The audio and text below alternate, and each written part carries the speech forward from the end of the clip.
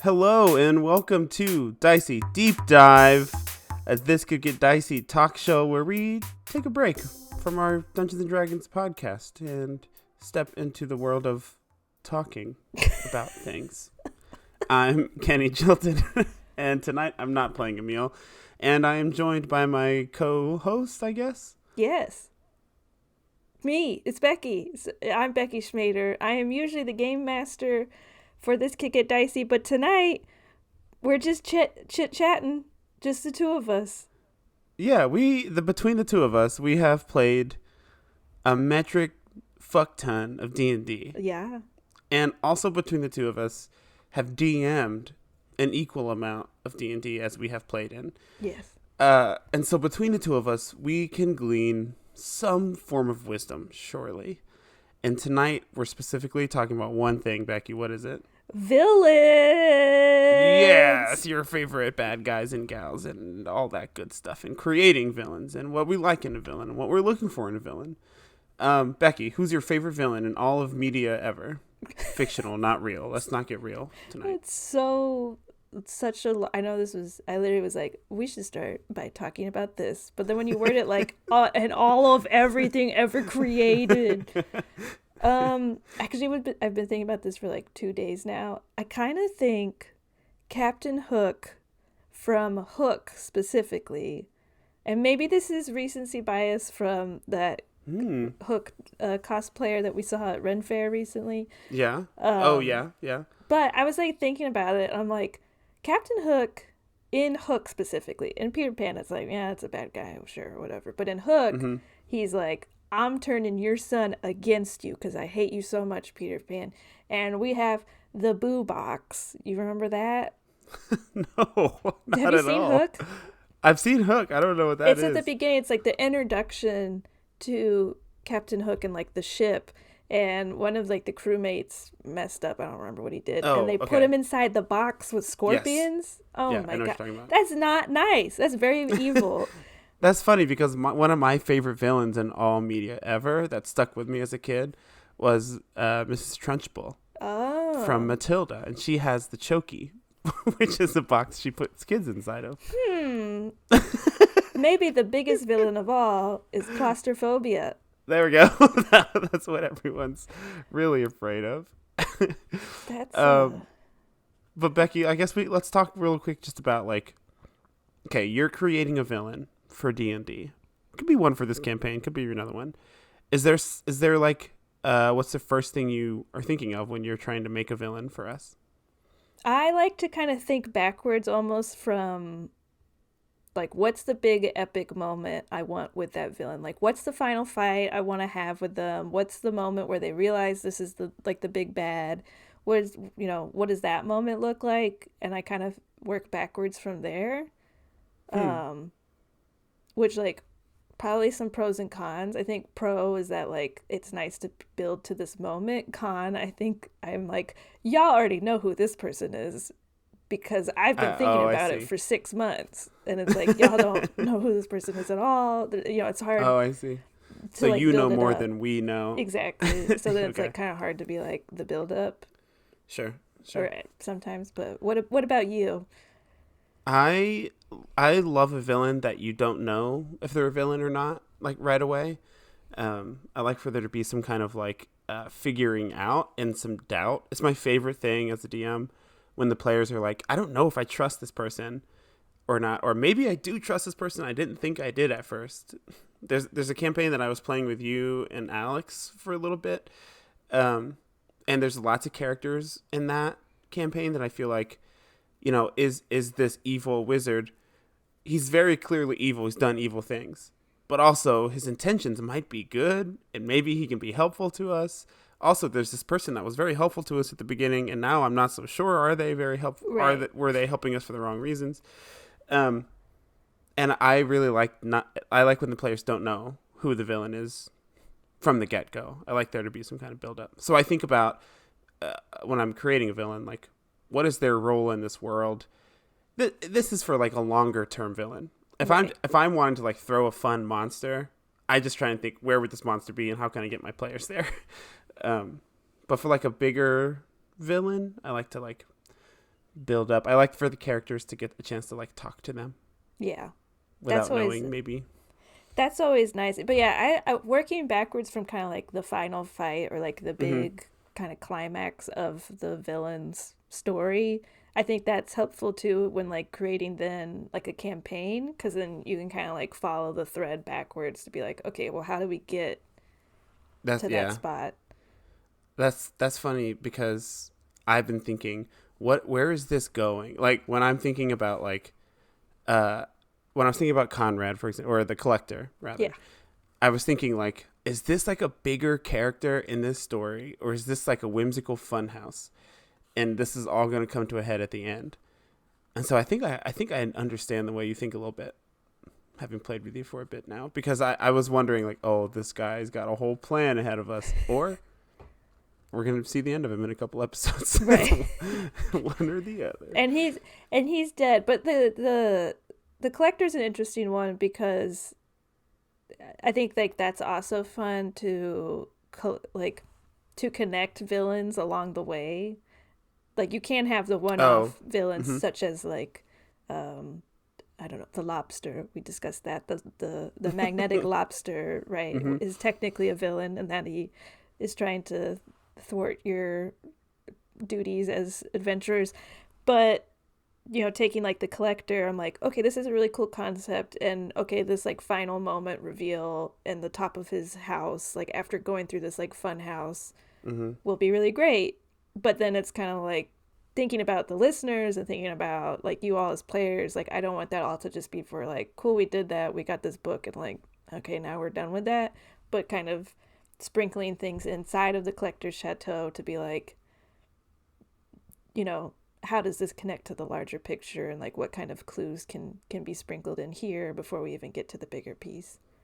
Yeah, the stuff that we collected from the Collector, like the stuff with how he was using the plants and the robots, like that shit coming back up with Helena like way later, that honestly has fucked me up. Like that is like, that's how you know a villain has had some good like roots planted even after their death, which is another thing that you do well that I don't do well, which is that you know, these characters have an impact even after they're gone, and have like stuck in the story, which is really cool. And like villains keep reoccurring, like Raya. At the time of recording this, I have no fucking clue what's going to happen with her, but I'm terrified that somehow she's going to follow us across the continent and pop back up. So that's really cool, that like suspense too. I don't know where that's going, but clearly she's connected to this bigger story, you know, with the council. So that's a cool. So without giving any spoilers, do you know much more about where like is there a thread that goes much further than we, the listeners, have heard with Raya, for example? I believe so. Yeah, I mean, I think there was like some kind of like hint of that back in Vinzor when like Raya and like that kind of like group of people, there was like that big conflict, and then Silas, right? Silas, is that his name? Yeah, Silas, the son of...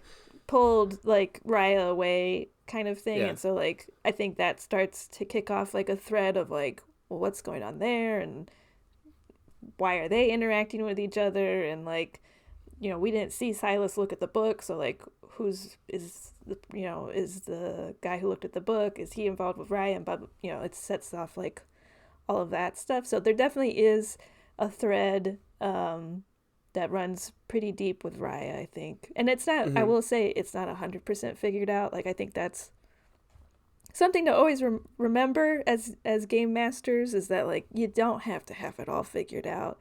And that sometimes stuff, you know, coming off the cuff and, like, being on the fly. Just falls in your lap, too. It's sometimes like, the players best. just give you stuff. Yeah, exactly. That's pretty good. And then it helps the players feel, like, more invested and connected, which is great.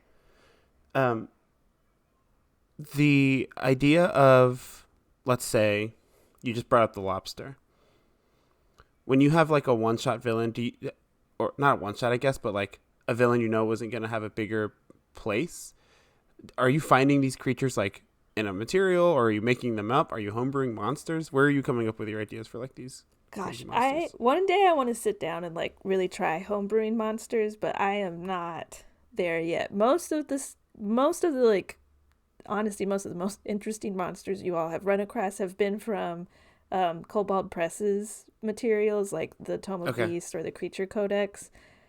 I mean, they just have like hundreds and hundreds and hundreds of creatures that all have like, do you like a bunch of metals gone missing? Like, here you go, here's a magnetic lobster, and like they've split it up by terrain, and like, if you're thinking like, okay, well, we're in like kind of a wetlands area, what could be here, and you kind of think about that, and you can look through their books and find all kinds of things. Thank So you, Cobalt honestly, yeah, Press. Cobalt Press. So if I was like Becky, I need a monster for uh, nighttime in the desert. You'd be able to just find me something. Absolutely, yeah. Do it right now. Okay, Find me a monster. let's see. Okay, I have Creature Codex right next to me.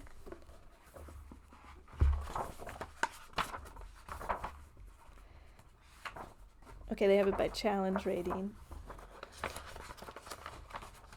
or by terrain. What's challenge rating? Okay, I will say, I agree, challenge rating is not good usually. But in Kobold Press, I found it to be pretty accurate. Like, it actually, like, you put it in the calculator, like, for 5 people at this level, you need, like, a level 10 challenge rating or whatever. And if you go into, like, the Wizards of the Coast books, it's like, you need a giant ant, and you're like, there's no way, like, that's not a challenging thing. But then you use the challenge rating from Cobalt Press's stuff, and you're like, oh, this was actually like, this was good. So Okay. This is not a sponsored episode, y'all, by the way. This is just Becky being Becky. but if Cobalt everyone Press, wants, get at us. if you guys want to email Cobalt Press and say, hey, sponsor this podcast, that'd be great. Okay, so Creature Codex has 6 desert creature options. We have a jeweled drone Tusculi, 3-headed Easy. cobra, I'll a fuck that thing desert up. troll, a Come at me, scorpion troll. assassin. Oh, shit. Like a tiny scorpion? I don't know. That might be like a scorpion person. We'll look that one up. An That's Amit, the one. I think that's the one. scorpion assassin. Okay. Challenge rating 8. Oh, the desert troll, I just fell upon it, is like kind of like a golem looking thing. They're made out of like rocks. Looks like the Thing. Is that his name? Yeah, from Fantastic Four. Yeah, exactly. Y'all, this is a big ass book. This is a big book. This is taking Becky a long time to find this villain. You worked this hard for every villain? Yeah. Wow. I can't find it. That's Do you okay. think it's under assassin, comma, scorpion, or under like? Well, I just like that. I just like that you're like when we faced the Wendigo, it was like, yeah, this thing belongs here. When we faced the lobster, it's like, of course, following this river outside of the city, there's a magnetic lobster here. Of course, the displacer beast in the woods, like it made it like that much scarier to like be in those woods that had been creepy to that point. So I think a well-placed villain, even if it's not going to be one that lasts longer, like we talked about, like with the collector, a well-placed villain is fun. Another thing you do well, and this is what I look for in a villain that I'm making, but like Elizabeth. Yeah. Elizabeth Levax was like, in my mind, going to be someone we killed eventually. Sure. But now I could never dream of it. I've done it. Well, now she's not really a villain either. She's not a villain. Is that something you planned from the beginning? Did it hurt your feelings when we were like, fuck Elizabeth? It did not hurt my feelings. I mean, I made her an antagonist from the get-go, right? Like, she was in the way of you all achieving the goal of collecting this plant matter. But I think I knew that I was like, I want her to be at least a decent part of this campaign. I'm not exactly sure, like, to what scale. Like, did I have, at the time, figured out that, like, you all, like, she would be in your house in Vinzor? No, I did not envision that to be the path in which we got to like the ball and stuff, but I did know I wanted her to be an antagonist at least for a little bit. And then I think it was like recognizing, because I think something I have difficulty with villains too is like, oh, the villain needs to be there every time, right? But kind of realizing like, no, like Elizabeth can just send her lackeys out and like they can just be like, oh, Elizabeth wants to see you, or like come with us or we're gonna kill you, blah blah blah. Like, I think recognizing that you don't have to put your villain in danger every time, and then also trusting your players to hopefully not, like, every time she appeared to you all in the woods, you could have so easily been like, fucking jump her, let's like but it's blast. so scary to do that. She's had this build up, and so and we know that she's like the head of this powerful, so we found information about her while she wasn't even there, in the city. So that like builds up this profile around her that makes it hard to do that in like a way that's not like murder hobo scary. I think that's like always my worry, is that people are going to get a little murder hobo and like just like, that's a bad person, that's who I'm like, let's not let them monologue. And you can definitely tell with a lot of like newer tables, I think that is the case, is that it's like hard to be like, let me talk, I've been planning this for months. But it really comes down to like trusting your, like, players need to trust the GM to know that like you will have your moment if you're meant to have your moment. And then vice versa, like trusting that your players aren't going to immediately like jump somebody. Well, also we have a different, we're trying to tell a story too, so sure. It comes down to priorities. So is your table just trying to fuck around and be chaotic, or are you trying to tell a good story? And I think that's our focus, so that it makes it easy for me as a player to know, like, I don't really want to kill this person because she's very interesting to the story. On the other hand, it was like, oh, I do want to kill the collector because his house fucked us up and we're falling down a chute with him. So it feels like a good time to go for the kill. So that's like, that's a fun thing. And I'm glad that she's no longer a villain. She's one of my favorite NPCs now. Good. I'm glad. I want to go back to our favorite like villains, because I'm trying to think of like what villains might have influenced our like way of thinking about villains, and what, because like I love a good villain, and like the spectrum is like, you could think about like Leatherface from Texas Chainsaw Massacre, like that's a villain, right? Or like Ghostface from Scream, that's a villain. Which is, it's sometimes like, yeah, they're villains, but they're also just like in horror movies. And then you think of like your villains, like your Scar, or your Captain Hook, or I can't think of more, but the spectrum of villains is so wide. I'm still waiting for someone. I want to either make one or have one that's kind of like Rita from the Power Rangers. Oh. Who's like recurring, or like Mojo Jojo. Right. From, like a recurring villain who's like a fun character that like the story can't exist without them, and the characters kind of rely on them for entertainment, and I don't know how to do that, but like that's in that scope of villainhood too somehow. How do we get that into D&D? That would be so fun to do and let us know, listeners, if you'd be down for this, but doing like a recurring one shot where it's like every time, I mean, it's like, it becomes like a Power Rangers episode, or like I'm thinking of like Kim Possible, how she like always runs into like Shigo and Dr. whatever was his name, Doctor? Geez, you're getting me. I don't know. The blue guy, with the scar. I can picture him.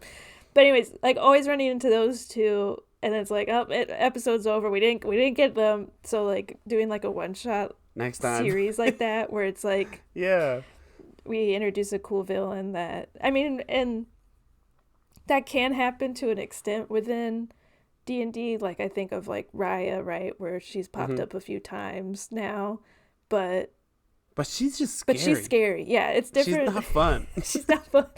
Like, imagine if she had a funny accent and was, like, running around. Yeah, exactly. Goofy. Was a monkey. Yeah.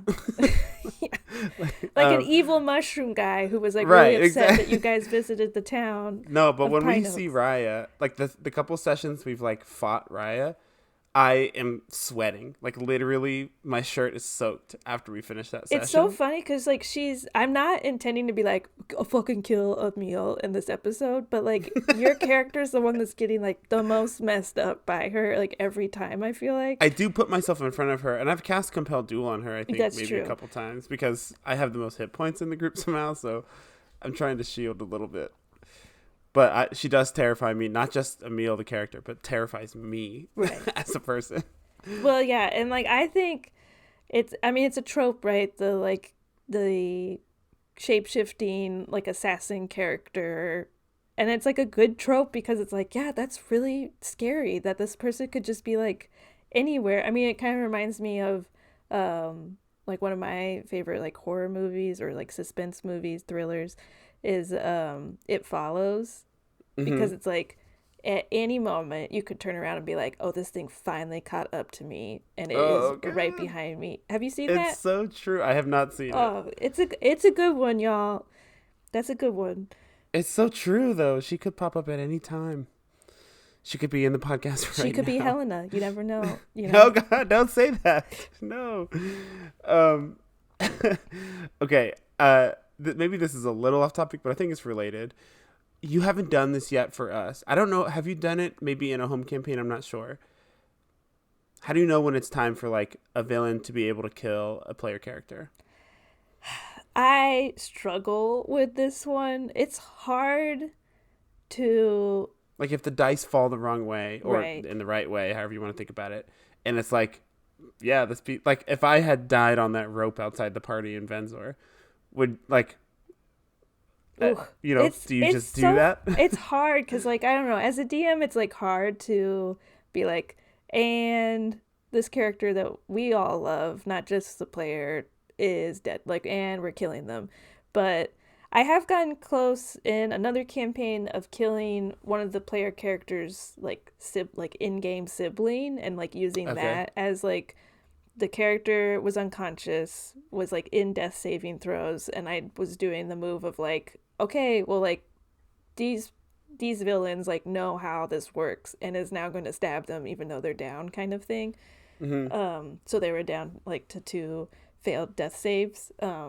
But I have never killed a player character across all of my DMing, and I know Kenny loves to kill characters. I've done it. He I've loves done it a killing few them. He times. loves removing them. He loves being like, switch your character. Like, Yeah.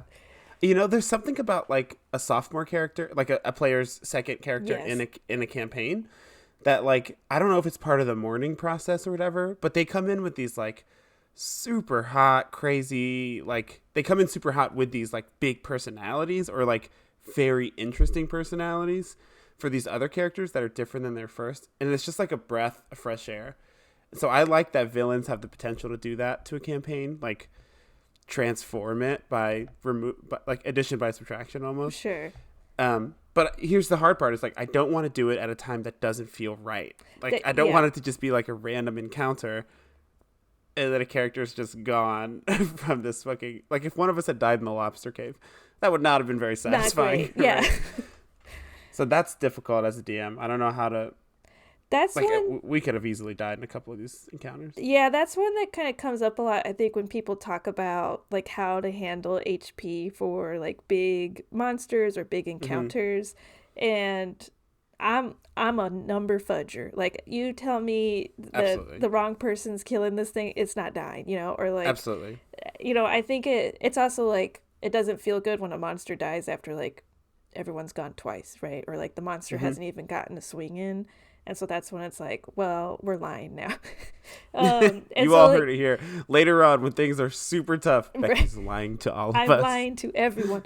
But I think it's important to for especially if you're doing narrative like driven Hmm. D&D, that it's you do it when it feels right, that like something dies when it feels right and when it feels like it's been earned or it makes sense to the story. Like it doesn't, like had y'all just like run up on top of that ship and killed Raya, and then this like potentially like weird Yeah. mysterious character you never knew anything about just like died, like that kind of sucks. No, and that's as a player, all you players out there, like play with the elements of your world. It doesn't the goal of every combat doesn't have to be a kill. I thought it was an interesting choice for Emil to try and push her off the boat Yes. because I thought that that would make the story interesting later. Um, it's good for us as we're telling a story together. You're not the only one telling the story as the GM. I'm telling a story with you, so it's interesting for me to affect the world in that way. and to like keep that element in the world. I'm sure you were planning that already for her. That wasn't going to be our final conflict. Right. And I knew that just because I understand storytelling. And so it was like, here's a cool way to get to this story beat that I think we're supposed to be trying to get to. I'm going to push you off the boat. And I thought that was, I really love that because, of course, it's like easy enough for the DM to be like, okay, this character always has Misty Step, or like this character knows teleportation or invisibility, you know, like has an escape route. But for the player to be like, I don't like the situation I'm in and I'm forcefully changing it, like that, I think was like a really exciting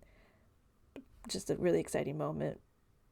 I thought so too. Villains are a great tool, everyone. Use your villains to tell a story. Players, play along. Don't be assholes. Be play sweet, along. But not to the villain. Yeah, not to the villains, though, in character. But be sweet to the story. Yeah. Okay, I thought we could wrap up with a little mini game, but also a mini game that would leave our listeners with something to take home and maybe use in their own campaigns. Okay. I'm going to ask you a series of questions. We are crafting a villain. Okay. And maybe someone can put this in their home game and let us know how it goes. Okay.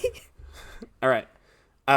These questions are going to seem crazy random, but they're generated by me. Just follow along. Okay, villain Mad Lib. Here we go. Ready? Yes. How many legs? Oh my God. How many legs do they have? 3. Okay, everyone. 3 legs. Oh, I should probably be writing this down. Yeah, write it down. We should also then draw this and put it on the Instagram. Oh my God. It doesn't have to be good, but we're drawing it. We'll see who's got artistic ability. You do. Or yeah, you listeners at home, please draw this for us. Do not rely on us. All right, so here's some. Okay, we said 3 legs. 3 legs. Celebrity look-alike. Oh my God. If you had to say a celebrity they look like. You know, first one that came to my head, Matthew McConaughey. Okay. Is that disposition too? Like a McConaughey-ish disposition? Sure. Yeah, let's do that. Okay. You know, that does affect like how they look in my head, the swagger. Right. Yeah, can you imagine like Elon Musk, but he looks like Matthew McConaughey? Okay. No, that's not what we're doing here. Okay, that's not what we're at. That's not what's happening. Least favorite food. We're just building out some background on this. Right, this of course. Kale. Okay. All right. It's reasonable, I guess. What's a spell they like to cast? Tasha's Hideous Laughter. Okay. Not frequently used by villains, I'll say. Yeah, so let's recap. This person hates kale. They've got 3 legs. This villain doesn't have to be a person. Kind of a McConaughey-ish disposition and look. So a little greasy, maybe. A little rugged. Big into Tasha's Hideous Laughter. Yeah. Loves a joke. What's their favorite form of government? Like, I need to know, do they work within the bounds of the law, or are they chaotic? Oh, I see. Their favorite. Like, how do they, what kind of government do they like? That's so fun. The first thing that came to my mind was like, they love Congress. Okay, so maybe they wear suits or something. Yeah, they're more into like political government. They don't really abide by the rules of the town or the city. They're more of federal level. I like that. So this is a big shot. This is a big wig. Yeah. Is their 3rd leg secret then? Are they trying to blend it? Are they trying to be humanoid? I want to leave that up to... No, okay. The first thing that came to my mind was it was like actually like the 3rd leg is like robotic, or like an added appendage for superiority. Like they were like 2 legs is not enough. I must have a 3rd one. They've added it on. Yeah. That's kind of their big superpower. Okay. Yeah.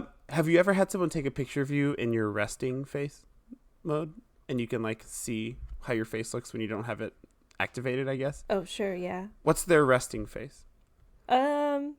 They got a little smirk. Are they cute? Yeah. But also, they're cute, but also it's like, this person's a little bit of a freak because they made a 3rd leg for themselves. They're a little freaky. Yeah. What's their name? Georgie. Just Georgie. Okay, we've got this kind of like boyish, Yeah. a little bit charming, wears suits that are like a little bit too big for them, and everyone's like, "What's up with these weird big suits?" But little do people know, Georgie's hiding a third leg in there.